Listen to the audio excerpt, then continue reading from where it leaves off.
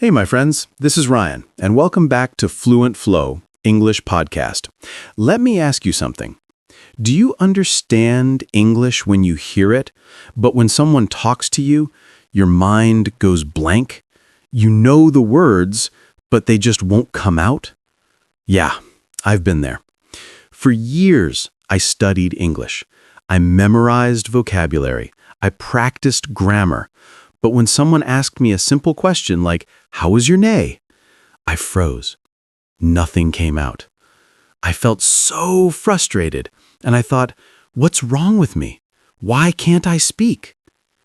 Here's what I discovered. The problem wasn't my English level. The problem was where I was practicing it. I was practicing English in textbooks, in apps, in classrooms, but I was trying to use it in real life. In coffee shops, in conversations, in my daily routine. And those are two completely different worlds. So one morning, I decided to try something different.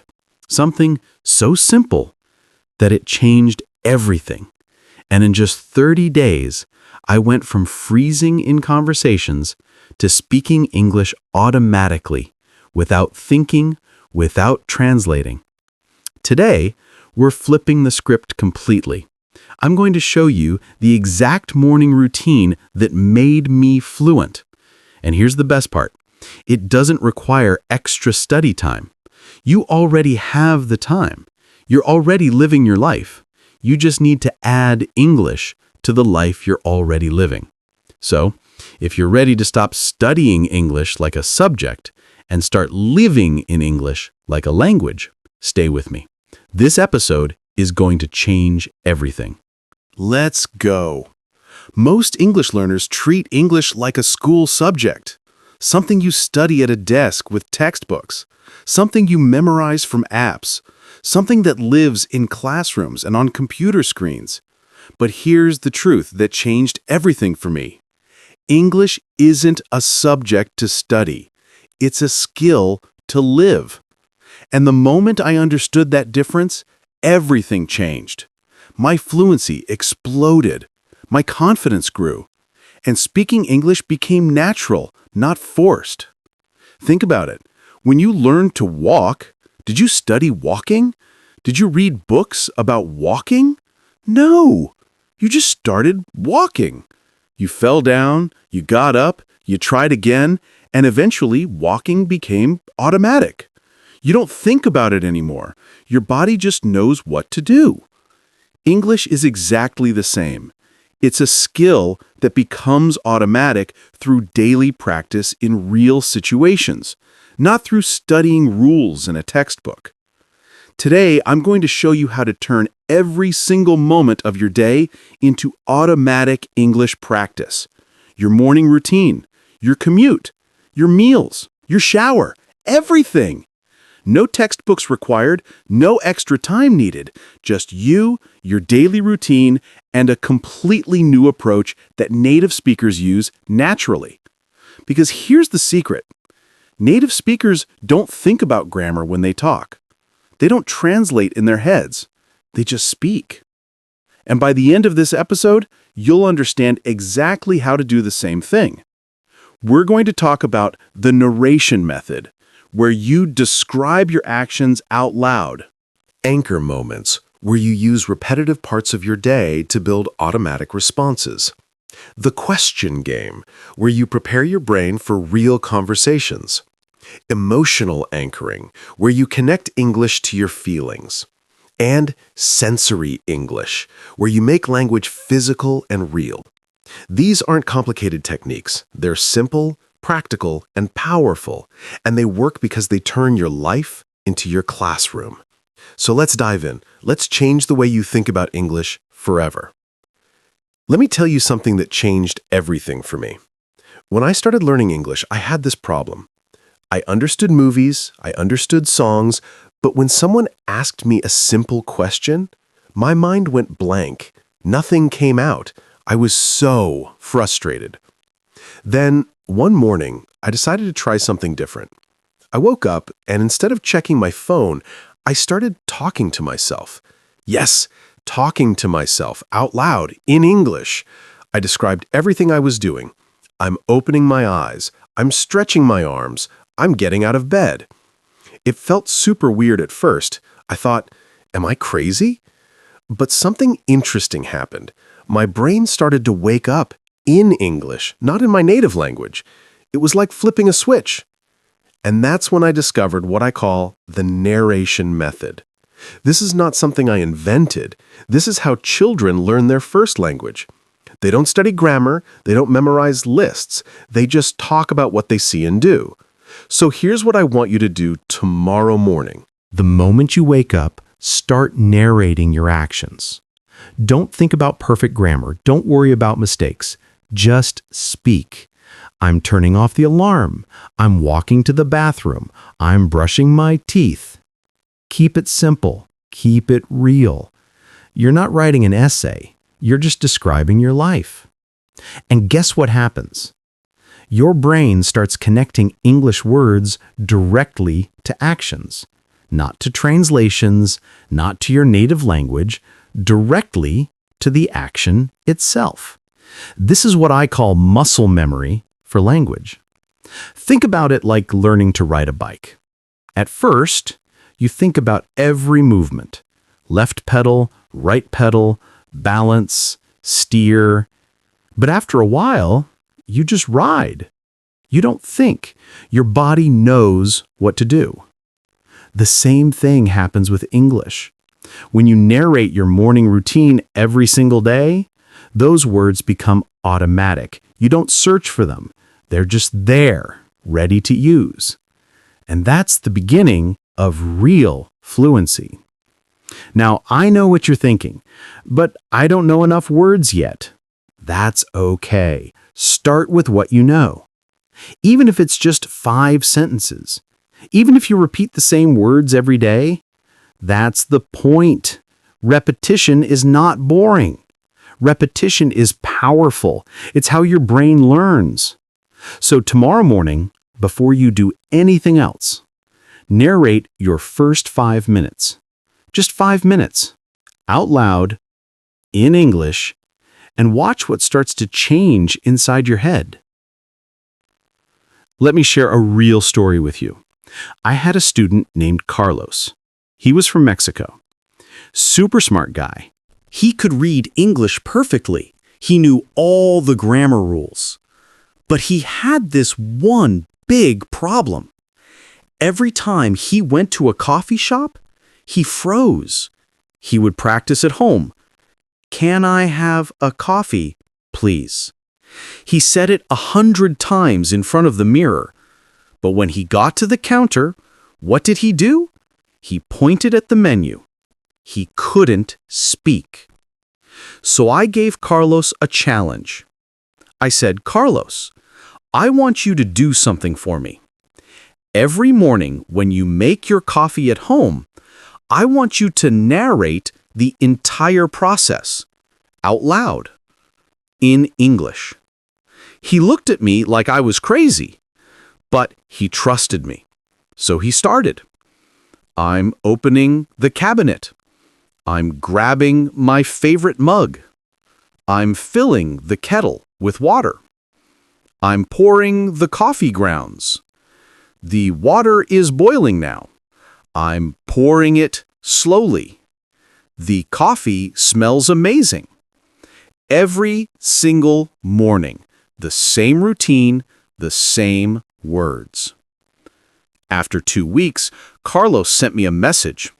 He was so excited. He went to a coffee shop and something incredible happened. The words just came out. Naturally, easily. No panic, no freezing. He ordered his coffee like a native speaker. Why? Because his brain already knew how to talk about coffee in English.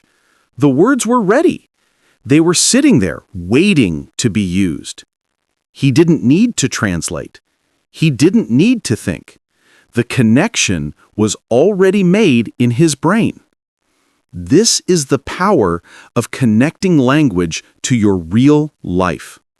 When you practice English in the same situations you actually use it, your brain creates shortcuts. Think about it like a path in the forest. The first time you walk through, it's hard. Lots of branches, lots of obstacles. But if you walk the same path every day, it becomes smooth. It becomes easy. Your feet know where to go. That's what happens with English. You're creating smooth paths in your brain, paths that lead directly from thought to words. So here's what I want you to do. Think about one situation that makes you nervous in English. Maybe it's ordering food. Maybe it's asking for directions. Maybe it's talking on the phone. Now, find a moment in your daily routine that's similar to that situation and narrate it every single day. Use the exact words you need for the real situation. After a week or two, when the real moment comes, you won't freeze. The words will be there, ready, automatic, just like Carlos and his coffee. Now I want to introduce you to something I call anchor moments. These are the parts of your day that happen exactly the same way every single day. Your morning shower, your commute to work, cooking dinner, washing the dishes. These moments are pure gold for learning English. Why? Because they're predictable, they're repetitive, and repetition is the secret ingredient for fluency. When something happens the same way every day, your brain can focus on the language, not on figuring out what to do next. Think about your morning shower. Every day, it's basically the same routine, right? You turn on the water, you adjust the temperature, you grab the shampoo, you wash your hair, you rinse. It's automatic. You don't even think about it. Now imagine adding English to that moment. I'm turning on the water. It's too cold. Now it's perfect. I'm getting the shampoo. I'm washing my hair. The water feels so good. You're not adding extra time to your day. You're just adding English to time you're already spending. Here's what makes anchor moments so powerful. You're not sitting at a desk trying to memorize vocabulary. You're moving. You're doing. Your brain is engaged with the physical world while speaking English. This creates what scientists call embodied learning. Your whole body is involved in the learning process, not just your mind. And when your body and mind work together, the learning sticks. It becomes part of you. It becomes natural. It becomes automatic. Let me give you a challenge right now. Pick one anchor moment from your day. Just one. It could be your commute to work. While you're on the bus or in the car, describe everything you see. The bus is crowded today. That man is wearing a blue jacket. The woman next to me is reading a book. We're stopping at a red light. Now we're moving again. Keep it simple. Keep it real. You're not writing poetry. You're just describing your world in English. And the beautiful thing? Tomorrow, you'll see similar things. So you'll use similar words. And repetition builds fluency. The key is consistency. Don't try to practice English all day long. That's exhausting. Just pick one anchor moment and own it. Make it your English moment every single day, no matter what. After a week, it will start to feel natural. After 2 weeks, you'll notice yourself thinking in English during that moment without even trying. After a month, that anchor moment becomes your confidence builder. It's proof that you can think and speak in English automatically. And once you have one anchor moment mastered, you can add another. Step by step, your entire day becomes English immersion. All right, now I'm going to teach you one of my favorite techniques. I call it the question game. And this game is incredibly powerful because it prepares your brain for real conversations. Think about it. What are conversations? They're just questions and answers flowing back and forth, right? Someone asks, you answer. You ask, they answer. But most English learners only practice making statements. They never practice the natural rhythm of questions and answers. That's why conversations feel so hard. Here's how the question game works. As you go through your day, ask yourself questions in English and answer them immediately. Out loud. What am I doing right now? I'm making breakfast. Why am I making eggs? Because I'm hungry and eggs are quick. How do I feel? I feel a bit tired, but happy. You're having a conversation with yourself. And you know what? That's not weird. That's smart. You're training your brain to switch quickly between questions and answers, just like in a real conversation. The magic of this technique is that it forces you to think in English, not translate. When you ask yourself a question in English, your brain has to find the answer in English too. There's no time to translate. You're moving too fast. And that's exactly what you need. In real conversations, you don't have time to translate either. People expect quick responses. So by practicing this question and answer rhythm every day, you're building the speed and confidence you need for real interactions with native speakers. Let me show you how to use this during your daily activities. Let's say you're cleaning your room. Start asking questions. What should I clean first? I should clean the desk. Where is the dust? It's everywhere. Why is my room so messy? Because I've been busy this week. What will I do after cleaning? I'll relax and watch a movie. See how natural that feels? You're not memorizing sentences from a textbook. You're creating your own sentences based on your real life, your real thoughts, your real feelings. Here's your homework. For the next 3 days, practice the question game for just 5 minutes. Pick any activity. Cooking, exercising, getting dressed, anything. Ask yourself questions about what you're doing and why. Answer out loud. Don't worry about grammar. Don't worry about mistakes. Just keep the questions and answers flowing. By the end of 3 days, you'll notice something amazing. Your brain will start asking and answering questions in English automatically, even when you're not trying. That's when you know the game is working. Let me tell you about another student. Her name was Aisha. She was from Egypt, and she worked for an international company. Her English was actually really good. She could understand everything in meetings. She could read reports perfectly. But when it was her turn to speak in meetings, she would panic. Her mind went blank. She told me, "I understand English, but I can't speak it when people are looking at me." This is such a common problem. So many learners have this exact struggle. I asked Aisha to describe what happens in her mind during meetings. She said, "I feel like I'm taking a test. Everyone is waiting for me to say something perfect.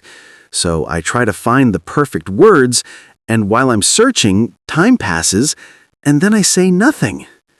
That was the problem right there. She was treating conversations like exams. She was looking for perfect answers instead of just sharing her thoughts. So we needed to change her approach completely. We needed to make English feel less like a test and more like a normal part of her day. Here's what I told Aisha to do. During her lunch break every day, she would practice the question game about her actual work. What project am I working on? The marketing campaign. What challenges am I facing? The deadline is tight and the budget is small. What solutions do I have? I can ask the team for help, or I can simplify the design. She practiced these real work questions and answers every single day for 1 week. She wasn't memorizing scripts. She was just thinking through her work in English, out loud, alone, in her office or in her car. The next week, Aisha had a big meeting, and something incredible happened. When her manager asked her about the project, the words just flowed. She didn't freeze, she didn't panic, she just shared her thoughts, exactly like she had been practicing during lunch. After the meeting, she sent me a message. She was so happy. She said, "It felt easy. I wasn't thinking about English. I was just talking about my work." And that's the breakthrough. When you practice the exact situations you need English for, your brain is ready when the real moment comes. This is the lesson I want you to take from Aisha's story. English fluency is not about being perfect. It's about being ready. When you practice talking about your real life, your real work, your real interests, you're building a library of ready-to-use thoughts in English. So think about the situations where you need to speak English. Maybe it's meetings like Aisha. Maybe it's talking to your neighbors.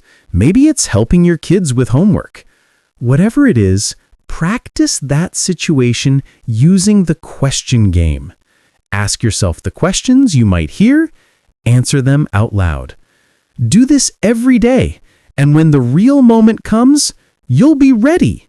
Not perfect, but ready. And ready is all you need. Now I want to share something really important with you, something that changed the way I teach English. It's called emotional anchoring. Here's the science behind it. Our brains remember things better when emotions are involved. Think about your own life. You probably remember happy moments and sad moments much more clearly than boring, normal days, right? The same thing happens with language. When you connect English words to emotions, those words stick in your memory much stronger. They become part of your emotional experience, not just vocabulary. So here's what I want you to start doing. When something makes you laugh, describe why in English. When you see something beautiful, express it out loud. This sunset is absolutely gorgeous. The sky looks like it's on fire. The colors are incredible. When you're frustrated in traffic, let it out in English. This traffic is driving me crazy. Why are there so many cars today? I'm going to be late. You're not just learning words, you're attaching emotions to those words. And emotional memories are the strongest memories we have. Let me give you a real example from my own life. Years ago, I was learning Portuguese and I was stuck in terrible traffic in São Paulo. I was so frustrated. And in that moment, I learned the phrase que saco, which means something like, what a pain. But I didn't learn it from a textbook. I learned it from my Brazilian friend who was in the car with me, and she said it was so much emotion. And you know what? I never forgot that phrase, because it was connected to a real emotion in a real moment. That's the power of emotional anchoring. Now, you might be thinking, but I live alone. I can't express emotions out loud all the time. Yes, you can. When you're watching a movie and something surprises you, react in English. Oh my God! I didn't see that coming. When you taste something delicious, express it. Wow, this is so good. The flavor is amazing. When you're proud of something you accomplished, celebrate in English. Yes, I did it. I'm so proud of myself. These are real emotions in real moments, and by expressing them in English, you're training your brain to use English in the most natural way possible. Here's what I want you to remember. Language is not just words and grammar. Language is how we express our inner world. When you only practice English in a boring, emotionless way, your brain treats it like a school subject. But when you practice English with real emotions, your brain treats it like a real part of your life. So starting today, give yourself permission to feel in English. Laugh in English, complain in English, express surprise in English, be excited in English. The more emotions you connect to English, the more natural and automatic it becomes, because you're not just learning a language anymore, you're living in it. Okay, let's talk about the elephant in the room: making mistakes. This is the biggest fear for most English learners. What if I say something wrong? What if people laugh at me? What if I sound stupid? I hear this all the time, and I understand. Nobody wants to feel embarrassed. But here's what I need you to understand about the narration method. When you narrate your daily life, there's no one judging you. Your kitchen doesn't care if you said, "I'm cook dinner," instead of, "I'm cooking dinner." Your bathroom mirror doesn't correct your grammar. This is your private practice space. Think about athletes. Do you think basketball players only practice during games? Of course not. They spend hours and hours alone in the gym, shooting hundreds of shots, making mistakes, trying again. Nobody watches, nobody judges. That's where they build their skills. And when game day comes, they're ready. You're doing exactly the same thing with English. Your morning routine is your gym. Your commute is your training ground.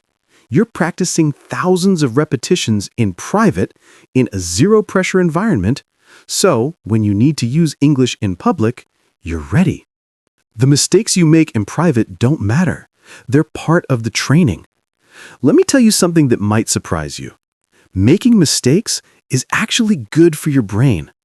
When you make a mistake and then correct yourself, your brain creates a stronger memory than if you had said it correctly the first time.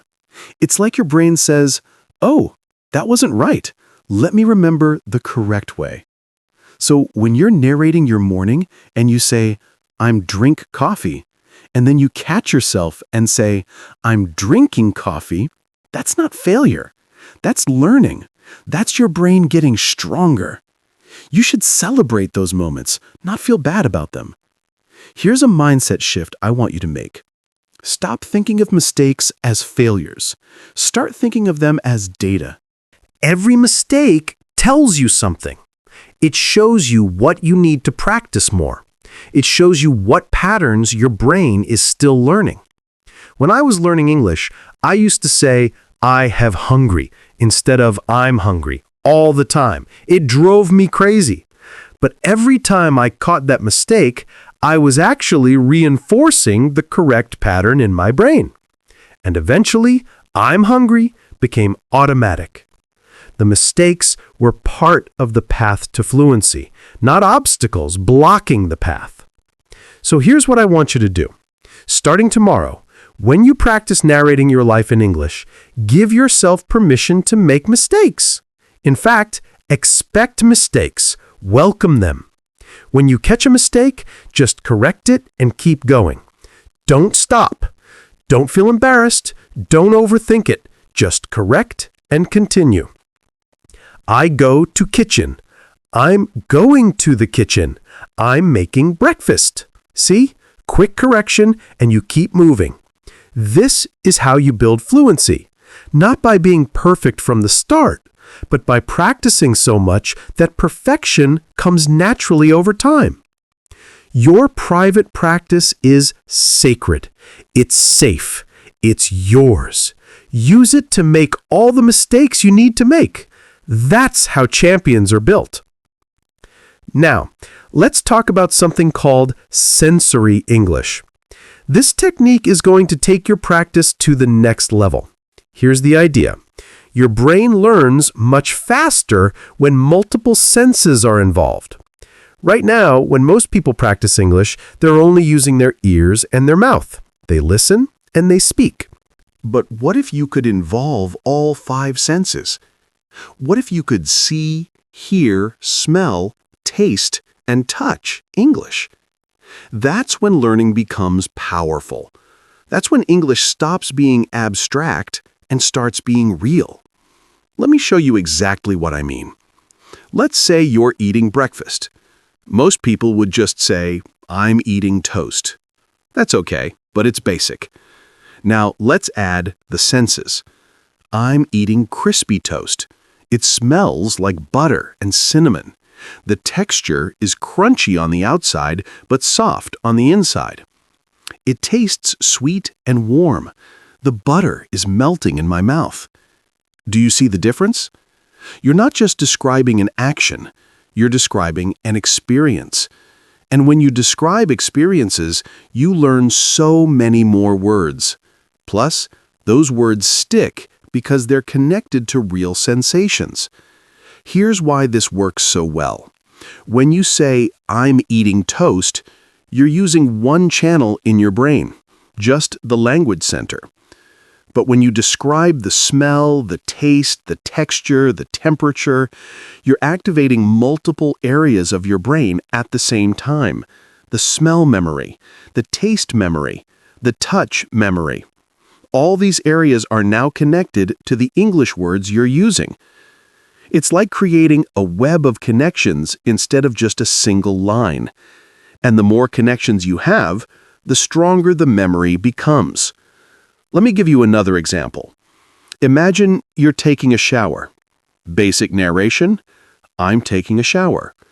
Sensory narration, "I'm taking a hot shower. The water feels amazing on my skin. I can smell the lavender soap.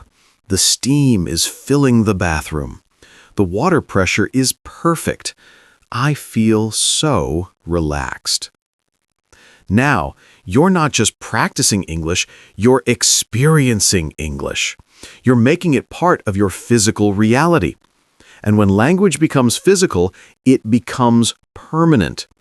It stops being something you study and starts being something you live. So here's your challenge for this week. Every time you narrate your daily activities, add sensory details.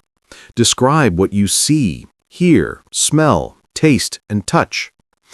Don't worry if you don't know all the words yet. Use simple words. The coffee smells good. The water feels cold. The music sounds happy. The food tastes amazing. Start simple, and as you practice, your vocabulary will grow naturally. You'll find yourself wanting to know more words to describe your experiences, and that curiosity is the best teacher. You're not memorizing lists anymore. You're collecting words that describe your real, lived sensory experience of the world. And those are the words you'll never forget. So, let's bring everything together. What have we discovered today? We've learned that English fluency is not about studying harder or memorizing more vocabulary lists. It's not about spending hours with grammar books or downloading expensive apps. It's about something much simpler and much more powerful. It's about integrating English into the life you're already living. You don't need extra time. You already have time. You have your morning routine. You have your commute. You have your meals. You have your shower. These are not distractions from English learning. These are your classrooms. Think about what we've covered. The narration method, where you describe everything you do out loud. Anchor moments, where you choose specific parts of your day to practice consistently. The question game, where you prepare your brain for real conversations. Emotional anchoring, where you connect English to your feelings. Sensory English, where you involve all your senses. And the private practice space, where mistakes are welcome and judgment doesn't exist. These are not complicated techniques. These are simple, practical tools that work because they turn your daily life into English immersion. Now imagine this. You have about 16 waking hours every day. What if even 10% of that time became English practice? That's not 10% of extra time. That's 10% of time you're already spending. Brushing teeth, making coffee, driving, cooking, exercising. Just 10% is almost 2 hours of English every single day. Not sitting at a desk, not staring at a screen, but living your life and speaking English at the same time. After 1 week, that's 14 hours. After 1 month, that's 60 hours. Can you see how powerful this becomes? Here's what I really want you to understand. The English you need is already in the life you're living. You don't need to learn English for some future day when your life will be different. You need English for your current life, for your breakfast, For your commute, for your work, for your family, for your thoughts, for your feelings. And all of that is happening right now, every single day. So why wait? Why keep treating English like something separate from your real life? Bring it in. Make it part of your routine. Make it part of your thoughts. Make it part of who you are. This is not magic. This is method. This is consistency. This is commitment to speaking English a little bit every single day in the situations that matter to you. Some days you'll feel fluent. Some days you'll struggle. That's normal. That's the path. But if you keep showing up, if you keep narrating your life, if you keep using your anchor moments, something incredible will happen. One day, maybe in a few weeks or a few months, you'll realize you're thinking in English without trying. You'll be speaking without translating. And that's when you'll know. You're not learning English anymore. You're living in English. And that's the goal. That's real fluency. If this method makes sense to you, hit that subscribe button right now. Every week, I share new techniques to help you speak English without overthinking. Turn on notifications so you never miss an episode. And here's something important. You say you don't have time to practice English. Think again. In my next video, I reveal exactly where 10 minutes of hidden English practice are hiding in your day, in moments you think are wasted. I'll show you how to transform your phone, your home, your commute, and even your thoughts into powerful English learning opportunities without adding a single extra minute to your schedule. No textbooks, no boring exercises, just smart micro-immersion techniques that turn your everyday life into an English classroom. If you're too busy to study but serious about fluency, that video will change everything. Click now and discover the practice time you didn't know you had. Now, here's your challenge for this week. Choose one anchor moment, your morning routine, your commute, your workout, whatever. For 7 days straight, narrate that moment entirely in English, out loud. Don't skip a day. After 7 days, come back and tell me in the comments which anchor moment you chose and what changed for you. Remember, fluency isn't found in textbooks, it's found in your daily life. Now go live in English. I'll see you in the next episode.